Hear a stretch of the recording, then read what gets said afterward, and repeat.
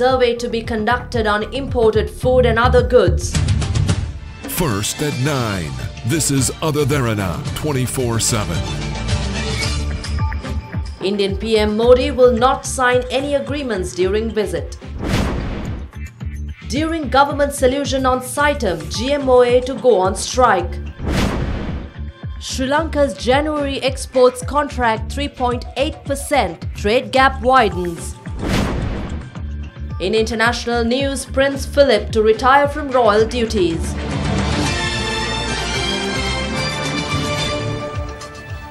Good evening, this is your news at 9 and I'm Indivri Amwat. We take a look at your top story tonight. A survey would be conducted on all food items and other goods with the view to import only what is appropriate to the country. President Maithripala Sirisena made the revelation today addressing the opening ceremony of the Grama Shakti national movement to eradicate poverty. The Grama Shakti national movement is launched to salvage the underprivileged in the country. The program is the main project in the effort to eradicate poverty. It aims to uplift the quality of life of people in 15,000 villages. In addition, the program hopes to create 5,000 community-administered Grama Seva divisions by 2020. Under the program, a government investment of 8,000 rupees per head, in accordance with the population of a Grama Seva division, will be directly released for a period of 4 years. It will be operated as a rural development fund. I got to know that approval is given to import any amount of fresh flowers from last month. I held discussions with the governor of the central bank to conduct research into the imported food items and other goods with a view of only importing goods which are appropriate to the country. There is a large number of people who are engaged in the local floral industry. We don't need to import flowers at all.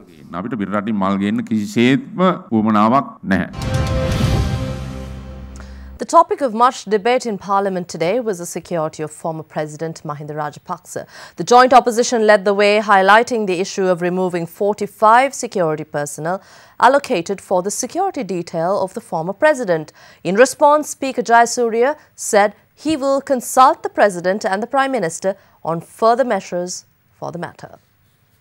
Former President Mahinda Rajapaksa has said that his life is in danger. His security has been cut down by 45 personnel immediately after the May Day rally. The security personnel were ordered to relinquish their duties last evening.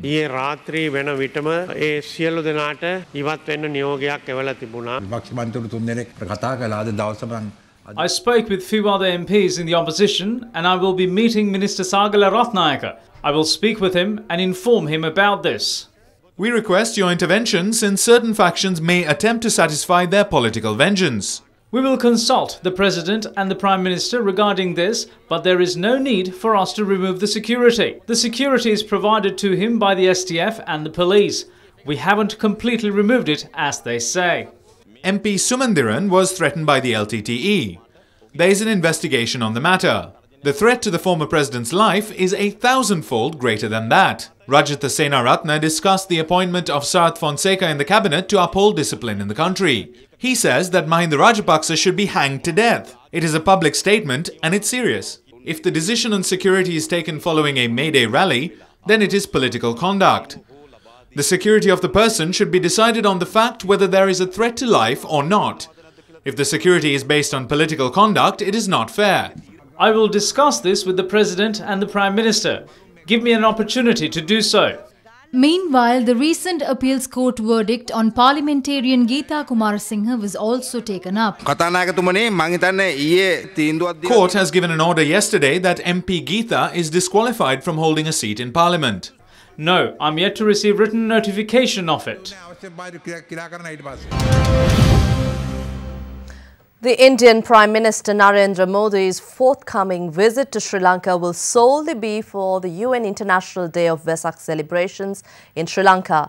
Refuting media reports, sources confirmed to Other Derana that no agreements will be entered into by India and Sri Lanka during the Indian Premier's visit here. Recent media reports allege the oil tank complex in Trincomalee was to be handed over to India. Yesterday, addressing Parliament, Prime Minister Ranil Wickremesinghe, however, said All relevant political decisions have been taken to maintain the Trincomalee oil tank farm as a joint venture between Ceylon Petroleum Corporation and Lanka Indian Oil Company.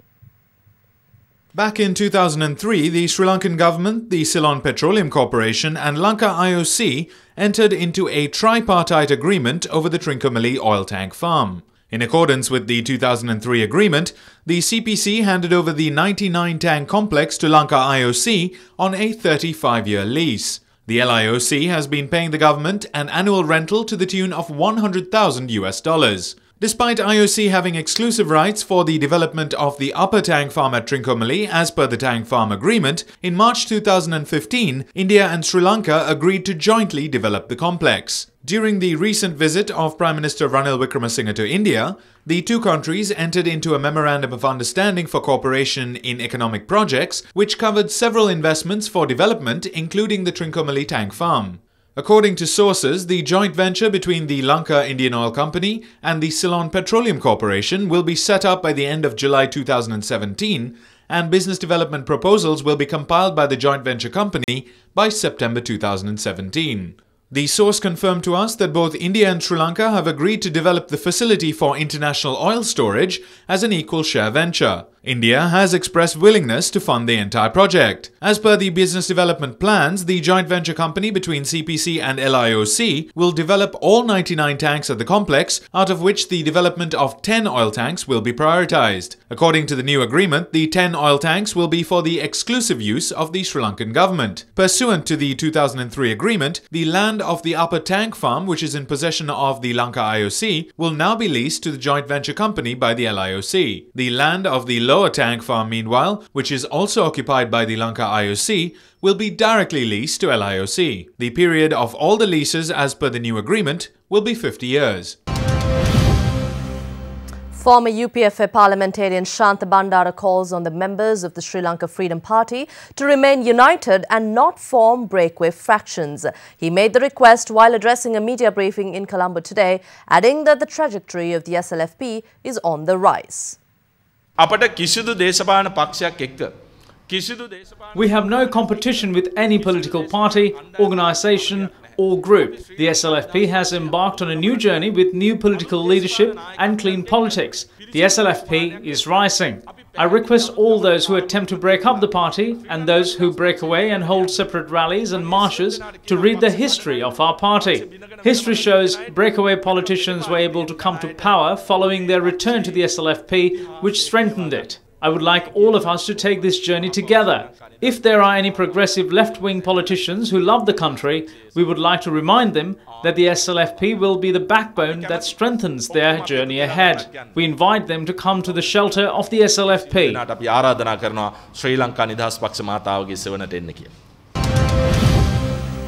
And the joint opposition continues to challenge the government to hold elections. Addressing a media briefing held in Colombo today, parliamentarian Rohita Abegunawardena said the country is heading towards a battle between the public and the state. If both the rallies of the Good Governance government were successful, isn't this the best time to hold the election? The battle is now between the public and the state.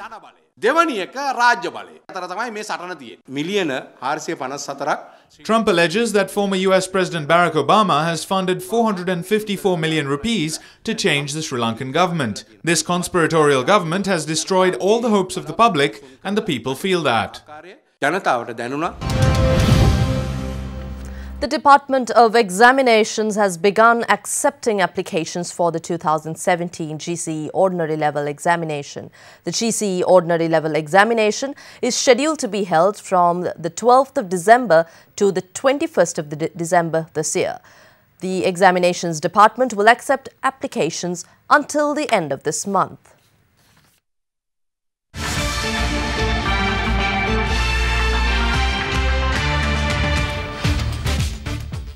Welcome back. The Public Utilities Commission has decided to introduce the time of use tariff system for domestic electricity consumers with single-phase connections with immediate effect. The optional tariff was previously limited to consumers with three-phase connections. We take a look now.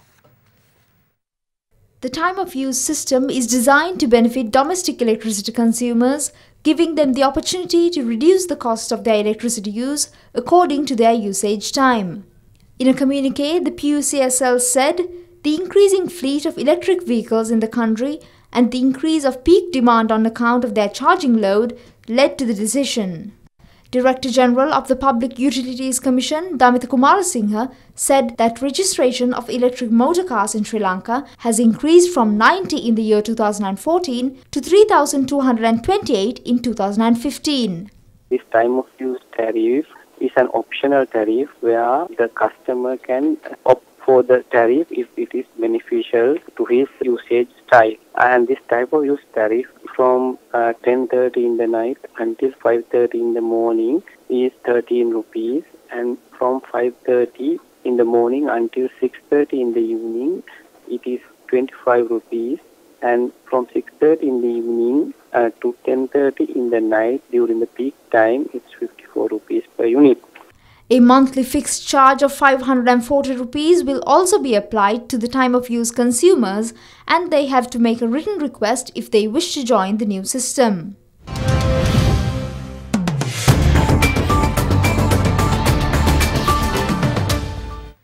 In your business news tonight, Central Bank Governor Dr. Indrajit Kumaraswamy expressed confidence that the proposed new Inland Revenue Act will be legislated soon. The IMF yesterday said in a statement that it has reacted, or rather reached, staff-level agreement with Sri Lanka on the second review of the 3-year extended fund facility arrangement, subject to presenting the new income tax law to Parliament. The International Monetary Fund said its executive board is expected to consider Sri Lanka's request for completion of the second review in June this year, by which time the new Inland Revenue Act is expected to be submitted to Parliament as a prior action.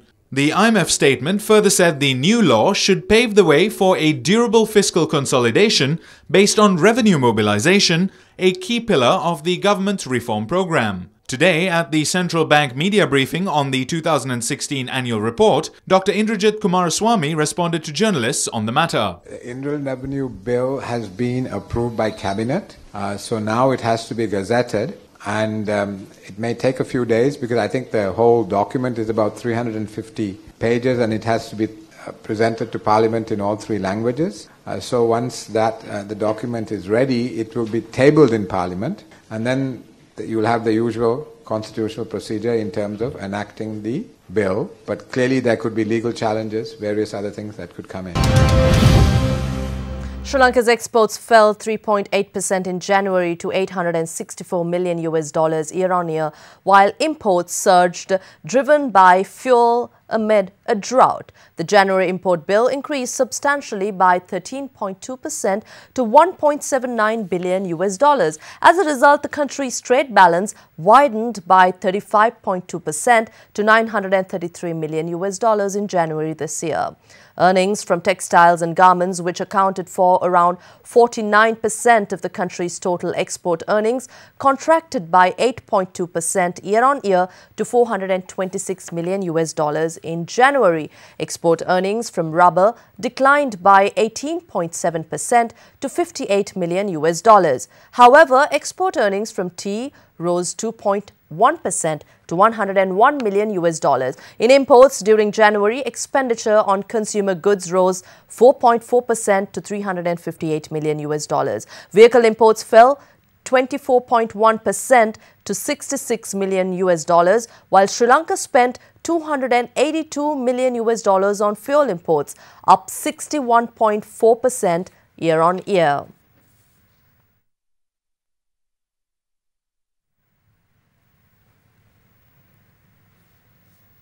Abe Gunawardena has been appointed chairman of the Colombo Stock Exchange with effect from tomorrow. He succeeds Vajira Kulathilaka, who steps down as chairman upon completion of a customary 3-year term.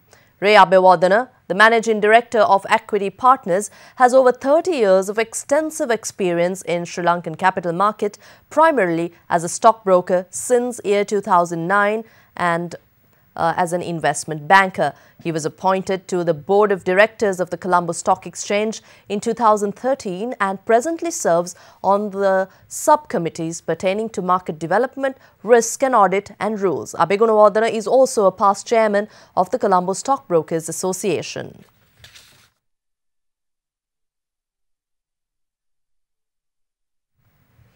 Chairman of the Colombo Stock Exchange, Vajira Kulathilaka, highlights that keen investor interest is seen on the property development sector equities.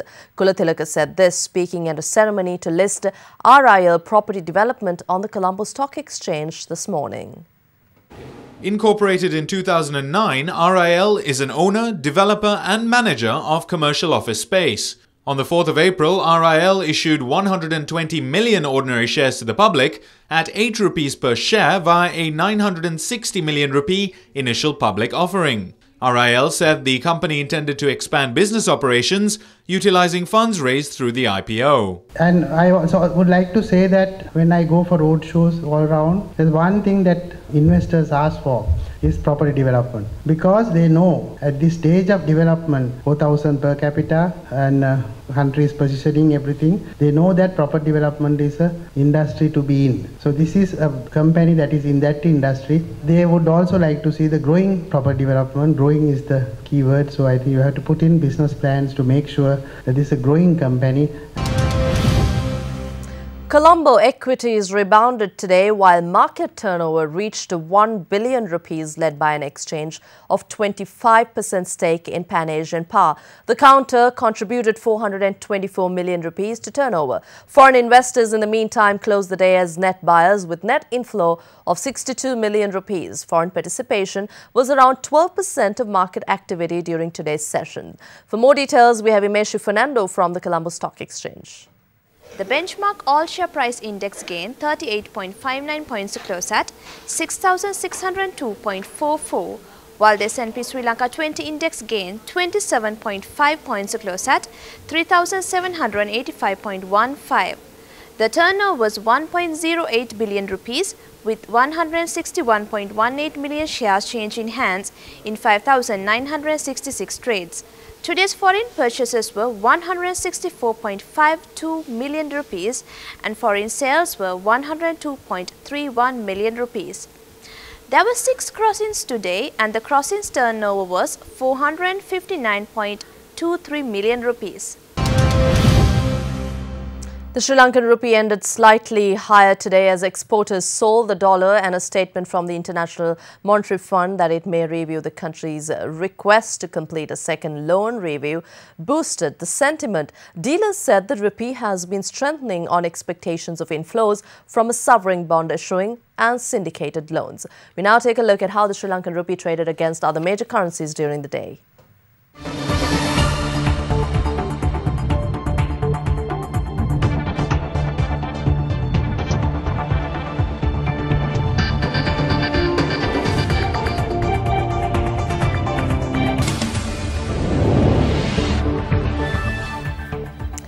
In your top local news tonight, the Government Medical Officers Association has announced an island-wide strike tomorrow with the assistance of several other trade unions, despite the government having already provided a solution to the SITEM issue. In a press briefing today, the GMOA said over 25 trade unions and students' organizations have pledged their participation in the planned trade union action.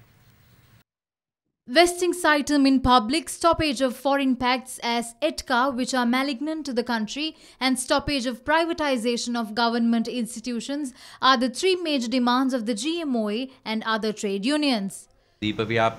An all-island trade action will be worked off tomorrow from 8 a.m. to 8 a.m. the following day. 2 ministers cannot take decisions on the education of the country. Therefore, the government must publicize SITEM. We have no option but to go for a trade action. This is the last warning we give this government.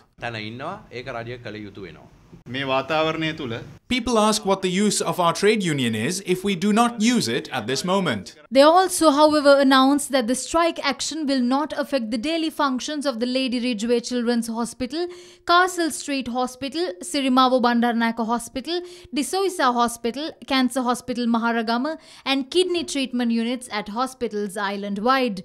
Meanwhile, few other trade unions have revealed that they will be joining the trade union action.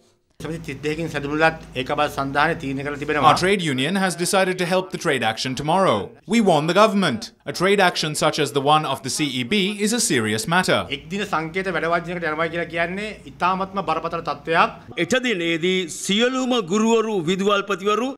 a sad situation that police enter the schools to check who will help the trade action. Teachers and principals are not afraid of the threats. Tomorrow you can see how the school system will be unsettled. However, several trade unions which support the government will not join in the trade union campaign tomorrow. The doctors will engage in trade action. Other things will be normal. Meanwhile, Minister S.B. Dissanayake also commented over the planned trade union action for tomorrow. I tell whoever that engages in the trade action that it will end unsuccessfully.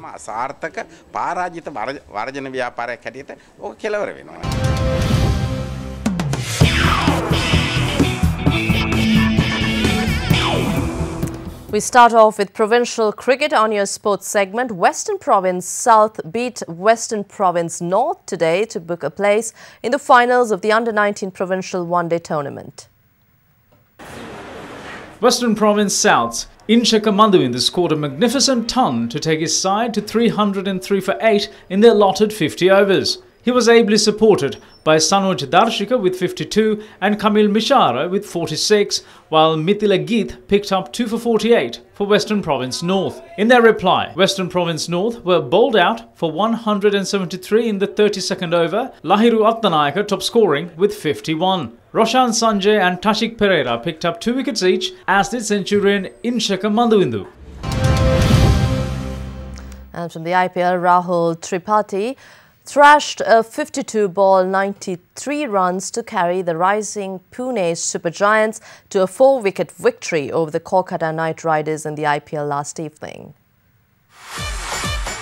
Having won the toss, Stephen Smith turned to his bowlers and Jaidev Unadkat obliged with a wicket maiden in the very first over of the game. The Knight Riders eventually managed 155 for the loss of 8 wickets in their 20 overs, with Manish Pandey top scoring with 37.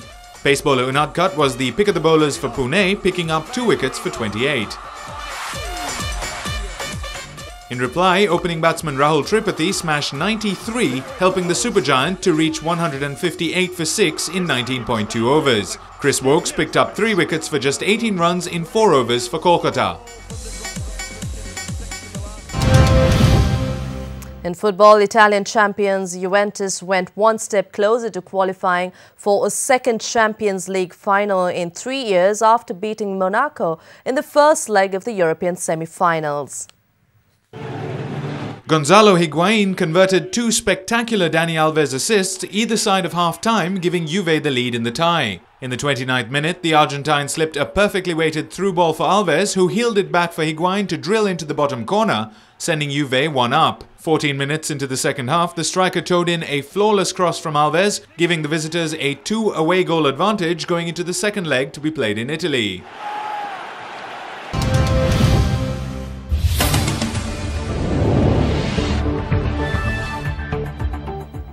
And in your international news today, the Buckingham Palace announced that Prince Philip, the Duke of Edinburgh, is retiring from royal duties this autumn. A palace spokesperson said the decision was made by Prince Philip himself and is supported by the Queen. The Prince, who turns 96 next month, will attend previously scheduled engagements between now and August, but will not accept new invitations.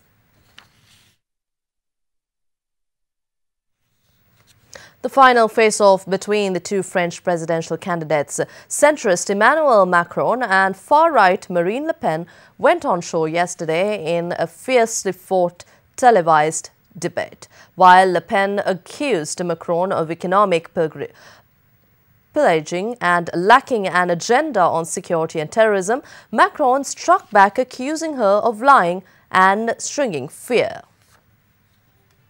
With 3 days left for France to decide on who will be their next president, Emmanuel Macron, with his liberal pro-European stance, is the current frontrunner, with polls giving him a 60% chance of winning. Marine Le Pen, who has called for a temporary shutdown of all immigration and is resolutely anti-EU, could, however, benefit from voter abstention. The political choice that the French people have to make is clear. Macron is the candidate of unbridled globalization, economic pillaging by big companies, the dismembering of France, notably by big financial interests, and communitarianism. Your strategy is to tell lots of lies and say what isn't working in the country, but you don't offer anything. Security and terrorism is a vital issue, which is totally absent from your manifesto. To fight terrorism, first of all, we need to get back our national borders, and that's something I would do straight away after taking power.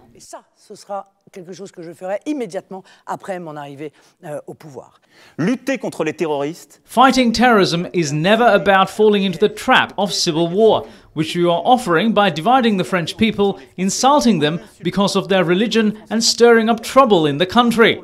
Who's playing with the fear of our fellow citizens regarding terrorism? It's you. The high priestess of fear is sitting opposite me.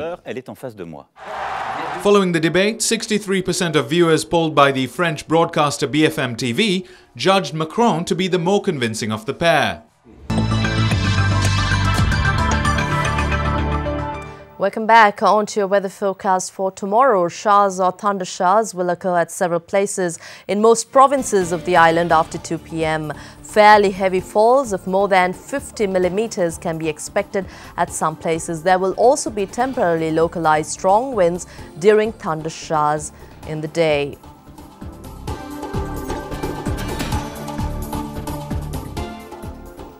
Now it's time to take a look at the city-by-city forecast for tomorrow.